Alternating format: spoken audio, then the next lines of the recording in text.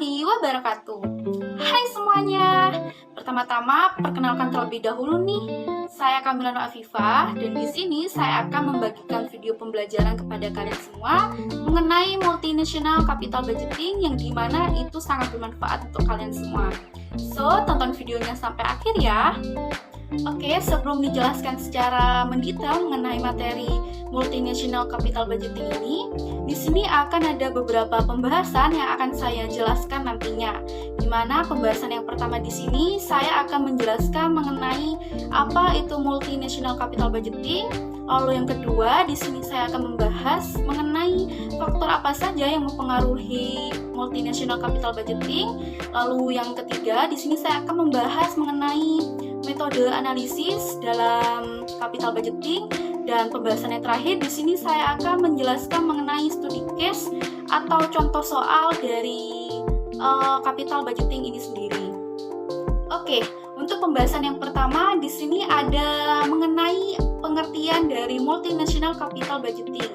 Nah, berdasarkan sumber yang saya dapatkan di sini, sumber tersebut menjelaskan bahwa multinational capital budgeting itu merupakan serangkaian proses perusahaan multinasional dalam mengevaluasi proyek dengan menggunakan penganggaran modal yang membandingkan manfaat dari suatu proyek dengan biaya-biayanya.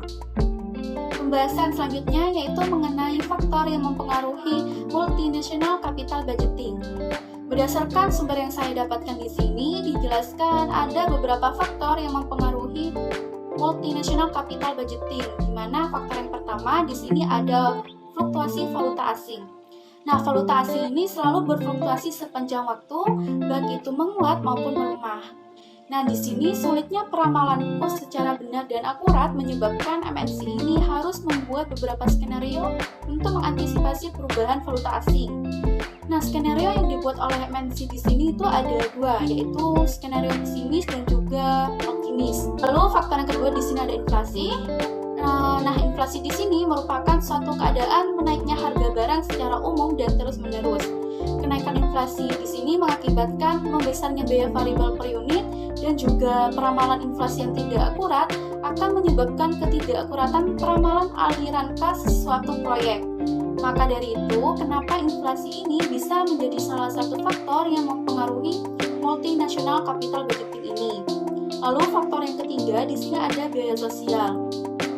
Biaya sosial menjadi faktor yang mempengaruhi penganggaran modal multinasional karena perusahaan harus mempertimbangkan dampak sosial dari proyek investasi di negara asing.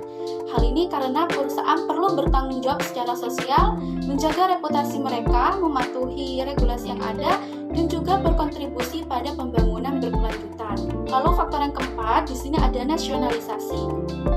Nasionalisasi mempengaruhi penganggaran modal multinasional karena menciptakan risiko kepemilikan, ketidakpastian hukum, perubahan lingkungan investasi, dan dampak negatif terhadap reputasi serta hubungan bisnis perusahaan. Lalu faktor yang kelima di sini ada nilai sisa. Nah, besarnya nilai sisa proyek MNC memberikan pengaruh yang signifikan terhadap NPV proyek. Nah, apabila nilai sisa itu tidak tentu, maka MNC tidak akan mengetahui dengan pasti nilai sisa yang akan dipakai dalam menghitung NPV perusahaan dan harus mengestimasikan ulang NPV didasarkan pada perubahan nilai sisa tersebut. Nah, faktor yang terakhir itu di sini ada insentif pemerintah negara asal.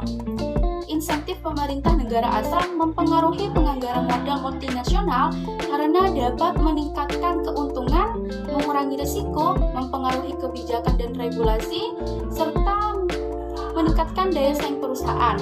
Next, kita ke metode analisis dalam capital budgeting. Berdasarkan sumber yang saya dapatkan di sini, metode analisis dalam capital budgeting yang pertama, di sini ada payback period atau PP. Dirumuskan, PP sama dengan IO per CF, di mana PP adalah periode pengembalian, IO adalah investasi awal, dan CF adalah arus kas. Payback period adalah sama dengan jumlah tahun yang diperlukan untuk mengembalikan investasi awal dengan memperhitungkan diskon net cash flow. Di sini, payback period atau PP memiliki kriteria. Yang pertama, proyek dapat diterima apabila periode pengembaliannya itu kurang dari sama dengan maksimum periode pengembalian sesuai usia proyek. Lalu untuk kriteria yang kedua, di sini proyek ditolak apabila periode pengembaliannya itu lebih besar maksimum periode pengembalian sesuai usia proyek. Lalu metode analisis yang kedua, di sini ada NPV, dirumuskan yang sudah tertera di layar, di mana ACFT itu adalah arus kas setelah pajak tahunan dalam periode T, lalu K sama dengan tingkat diskonto yang diperlukan kembali atau biaya modal, I adalah investasi awal, dan N adalah umur proyek yang diharapkan. Nah, NPV sama dengan nilai sekarang dari arus kas tahunan dikurangi investasi awal sehingga NPV-nya menjadi positif atau NPV lebih besar sama dengan 0. Untuk NPV ini memiliki kriteria juga. Yang pertama itu kriterianya proyek investasi layak diterima apabila nilai NPV-nya itu lebih besar sama dengan 0,0. Lalu kriteria yang kedua, di sini proyek investasinya itu tidak layak diterima apabila nilai NPV-nya itu kurang dari 0,0. Kemudian metode analisis dalam capital budgeting yang selanjutnya, di sini ada PI. Untuk rumusnya sudah tertera di layar, teman-teman bisa melihatnya sendiri, di mana PI ini sama dengan rasio nilai sekarang dari arus kasnya terhadap investasi awal.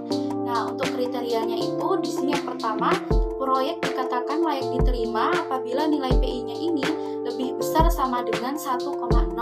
Lalu kriteria yang kedua, di sini proyek investasi tidak layak diterima apabila nilai PI-nya itu kurang dari 1,0.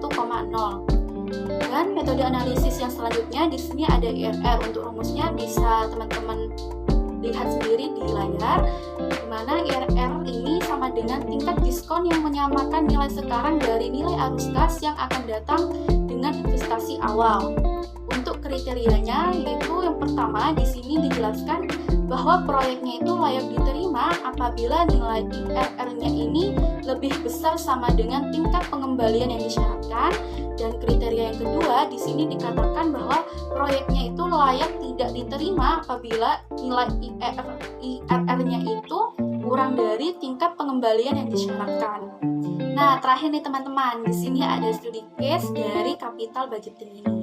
Di sini saya sudah mencantumkan salah satu studi case atau contoh soal dari sumber yang sudah saya cantumkan di layar, di mana untuk studi case atau contoh soal di sini itu menggunakan perhitungan payback period atau PP.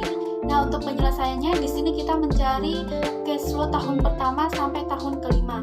Di mana di sini cash flow tahun pertama perhitungannya itu cash flow sebesar 25 juta tadi dibagikan dengan nilai tukar sebesar 9.000 per US dollar.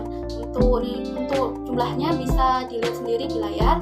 Lalu untuk cash flow tahun kedua di sini sama, tetapi untuk nilai tukarnya itu ada tambahan 1 ditambah 10%. Lalu untuk cash flow tahun ketiga di sini perhitungannya juga sama, tetapi untuk nilai tukarnya ini dipangkatkan. Untuk cash flow tahun keempat di sini nilai tukarnya itu dipangkat 3.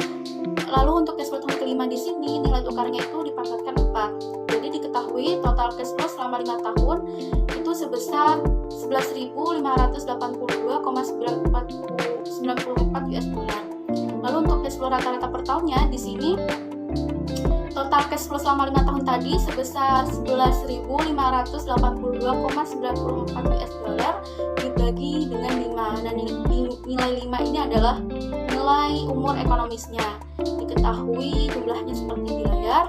Lalu didapatkan payback periodnya itu perhitungannya 10.000 US dollar dibagikan dengan jumlah dari hasil cash flow rata-rata per tahunnya, sehingga didapatkan payback periodnya ini sebesar 4,3 tahun. Jadi kesimpulannya itu dari perhitungan tadi dikatakan proyek investasinya itu layak dilakukan berdasarkan payback periode selama 4,3 tahun yang ternyata lebih kecil daripada usia ekonomi proyek selama 5 tahun. Demikianlah penjelasan mengenai multinational capital budgeting yang bisa saya sampaikan. Mohon maaf apabila ada salah kata dari saya ataupun penjelasan yang saya jelaskan tadi kurang dimengerti atau dipahami oleh teman-teman semua. Semoga bermanfaat. Wassalamualaikum warahmatullahi wabarakatuh. Terima kasih.